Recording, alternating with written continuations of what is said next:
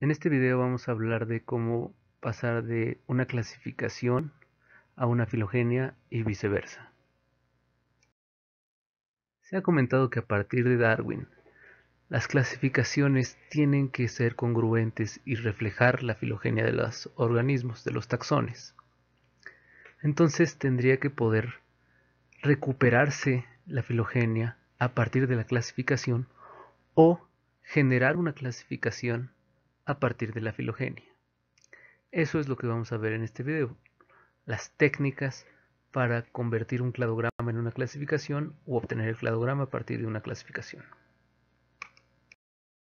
El primer principio que vamos a ver para convertir una clasificación en cladograma y viceversa es la subordinación.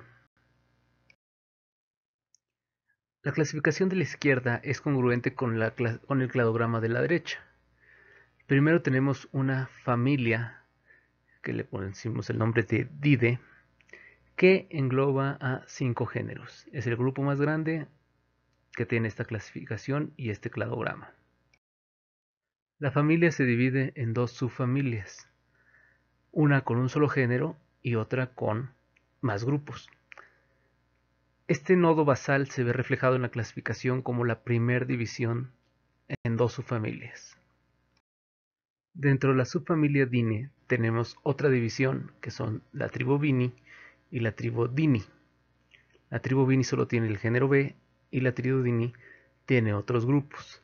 Entonces, el segundo grupo de la base hacia las puntas es la división entre las tribus de la subfamilia Dine. Dentro de la tribu Dine tenemos a la subtribu Sina y a la subtribu Dina. La subtribu Sina solamente tiene un género y la subtribu Dina tiene dos géneros. Entonces, este tercer nodo, desde la base hacia las puntas, es la división entre las subtribus dentro de la tribu Dine. Con el principio de subordinación, cada una de las dicotomías en el cladograma, cada uno de los nodos, corresponde a una separación en la clasificación a grupos subordinados. Se van creando grupos subordinados. La subfamilia, que es la primera separación, el primer nodo, está subordinado a la familia. La tribu, que es el segundo nodo, está subordinado a la subfamilia y así. Entonces, se puede reflejar la filogenia si se tienen cada uno de los nodos reflejados en la clasificación. El principio de subordinación no puede aplicarse cuando el cladograma tiene demasiados nodos.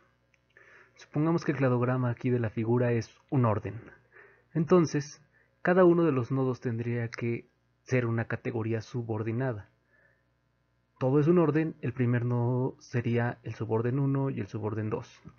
Dentro de los subórdenes tendría infraórdenes. Dentro de los infraórdenes superfamilias. Y así con cada uno de los nodos. Se me van a acabar las categorías antes de que termine con los nodos del cladograma. No le voy a poder poner una categoría a cada uno de los nodos y entonces el principio de subordinación no puede aplicarse porque la filogenia no estaría reflejada en la clasificación. Otro principio para pasar de los cladogramas a la clasificación y viceversa es la secuenciación. El principio de secuenciación solo puede aplicarse cuando los cladogramas son asimétricos como el de arriba. Si tienen cierto grado de simetría, entonces se tienen que aplicar ambos principios y eso lo vamos a ver después. Vamos a ver el caso cuando sí se puede aplicar.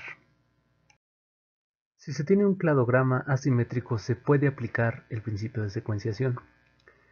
Con este principio, en la clasificación vamos a poner todos los taxones o todos los miembros de un grupo que forman parte de ese cladograma asimétrico.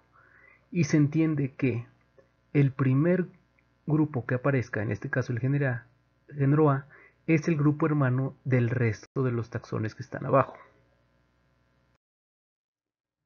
Después, el grupo B, el género B, es el grupo hermano del resto de los taxones que están abajo, de los géneros C, D y E. A su vez, el género C, que es el siguiente en la secuencia, es el grupo hermano del grupo formado por el género D y el género E.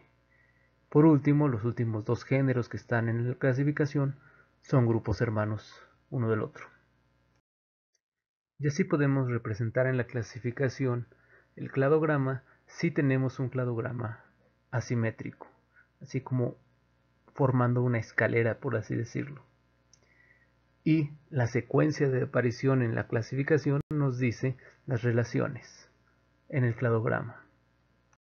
¿Qué se puede hacer cuando los cladogramas no tienen una asimetría? Hay cierta simetría.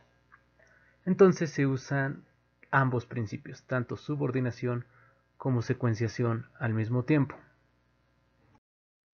Cuando el cladograma tiene cierta simetría, se aplica el principio de secuenciación mientras se pueda. En este ejemplo, el primer nodo sí tiene que tener un nombre, tiene que tener una categoría subordinada. Si este cladograma fuera de una familia, el primer nodo separa a ambas subfamilias y les pongo una categoría. Pero dentro de cada subfamilia se puede aplicar el principio de secuenciación. Ya no es necesario que cada uno de esos nodos dentro de la subfamilia le ponga un nombre, una tribu o una subtribu, sino que los acomodo los terminales según aparecen en el cladograma y siguiendo el principio de secuenciación sé que, por ejemplo, el género A, que es el primero que aparece, es el grupo hermano del grupo formado por el género B y el género C. Y lo mismo en el cladograma o en el clado de abajo de la familia DINE. En ocasiones las relaciones filogenéticas de algunos taxones no están bien definidas. Se tienen politomías en el cladograma. Para representar eso en la clasificación se utiliza el término sedis mutabilis, lugar que cambia. Cuando se tiene una politomía en el cladograma, en la clasificación a esos taxones se le pone sedis mutabilis y se sabe que no están formando una dicotomía sino una politomía. También se tienen taxones de los que no se sabe su posición dentro del cladograma, no se saben sus relaciones filogenéticas. Para poner estos taxones en la clasificación se utiliza el término incerta sedis o lugar desconocido. En este ejemplo, la familia Simeonotide se sabe que está dentro de la división Alecostomi, pero no se sabe en qué posición en la filogenia. Entonces se pone incerta sedis para señalar eso. Este taxón no va a aparecer en el cladograma, pero sí puede aparecer en la clasificación. Los taxones fósiles, tanto en los cladogramas como en las clasificaciones, se tratan como cualquier otro taxón, pero se indica que son fósiles con alguna marca, alguna cruz, en la clasificación y en el cladograma. Siguiendo los principios de subordinación y secuenciación, incerta sedis, sedis mutabilis, puede pasarse de la clasificación al cladograma y viceversa. Vamos a hacer este ejemplo para ver cómo podemos recuperar el cladograma a partir de esta clasificación de este grupo de moscas. En la clasificación, la primera división está dada por el suborden Nematocera y el suborden Brachycera. Entonces, si tuviéramos solamente esos dos grupos, serían grupos hermanos y el cladograma se representaría de esta forma. Después pasamos al siguiente orden o siguiente grupo subordinado, que son las familias dentro de los subórdenes. Dentro de la familia Nematocera tenemos tres familias, Culícide, Simúlide y Díxide, y de Brachycera tenemos Acílide y Bombilide. Si seguimos el principio de secuenciación dentro de la familia Nematocera, decimos que Culícide es el grupo hermano de el grupo formado por Simúlide y Díxide. Y Díxide y Simúlide son hermanos entre sí. En el suborden Brachycera, como solamente hay dos familias, tienen que ser grupos hermanos.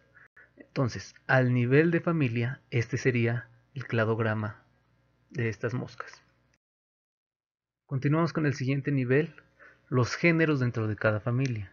Dentro de la familia Culícida hay dos géneros que tienen que ser hermanos, Simúlide y Díxide solamente tienen un género, y Acílide y Bombilide también solamente tienen un género. Entonces, a nivel de género, esta sería el cladograma y la clasificación, la que está arriba a la derecha, solo para los géneros.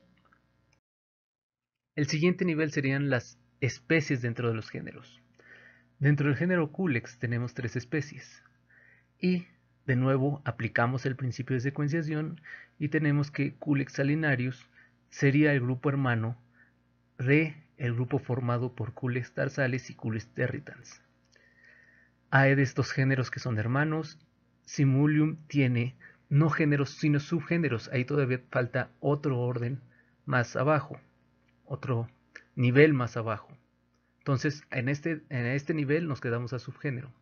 Dixide tiene solamente una especie, y igual que Damilis. Y igual que en Simulium, Hemipentes tiene subgéneros. Entonces falta definir cómo son las relaciones entre los subgéneros, dentro de los subgéneros de Simulium y de Hemipentes. En el último nivel de la clasificación solamente queda definir las relaciones entre las especies que están dentro de los subgéneros de Simulium y dentro de los subgéneros de Hemipentes. Como hay nada más 2 especies dentro de cada subgénero, o una en el caso de Simulium inceliellum, ya quedan definidas las relaciones, y este cladograma representa exactamente lo que está en la clasificación y la clasificación lo que está en el cladograma. Se puede pasar de uno a otro perfectamente y congruentemente. Tienen la misma información y ese es el objetivo de una clasificación, que represente fielmente las relaciones filogenéticas. Voy a regresarme a la clasificación dentro del género Culex para explicar cómo se tendría que utilizar el sedis mutabilis. En el caso de la izquierda, la clasificación de la izquierda, bueno, las dos clasificaciones son casi iguales. En la izquierda no tiene sedis mutabilis, entonces si no aparece sedis mutabilis, asumo que se aplica el principio de secuenciación y que Salinarius es el grupo hermano de las otras 2 especies. En la clasificación de la derecha está el sedis mutabilis en esas 3 especies. Entonces, al pasar de la clasificación al cladograma, ahí tengo que poner una politomía. O si solamente estoy viendo el cladograma y quiero poner una clasificación, cuando veo la politomía, a esas 3 especies les agrego sedis mutabilis cuando estoy haciendo la clasificación. El término sedis mutabilis se puede aplicar a cualquier nivel de la clasificación o del cladograma. En este ejemplo, aplicamos sedis mutabilis a las especies de Culex porque sus relaciones no están resueltas y entonces quedan como una politomía. Pero también tenemos sedis mutabilis en las familias de Nematocera.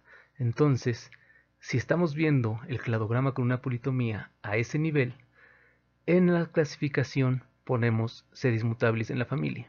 O al revés, si vemos sedis mutabilis en la clasificación, el cladograma lo tenemos que construir con una politomía a ese nivel. No se saben las relaciones entre esas familias. No aplicamos el principio de secuenciación porque aparece sedis mutabilis. De la parte de clasificaciones van a ser 2 ejercicios que consisten en pasar de una clasificación y con esa construir el cladograma, y del cladograma recuperar la clasificación, aplicando los principios de secuenciación y subordinación. Intenten hacerlo lo más que puedan con secuenciación para no tener que estar creando tantas categorías, y pongan atención cuando es necesario utilizar sedis mutabilis.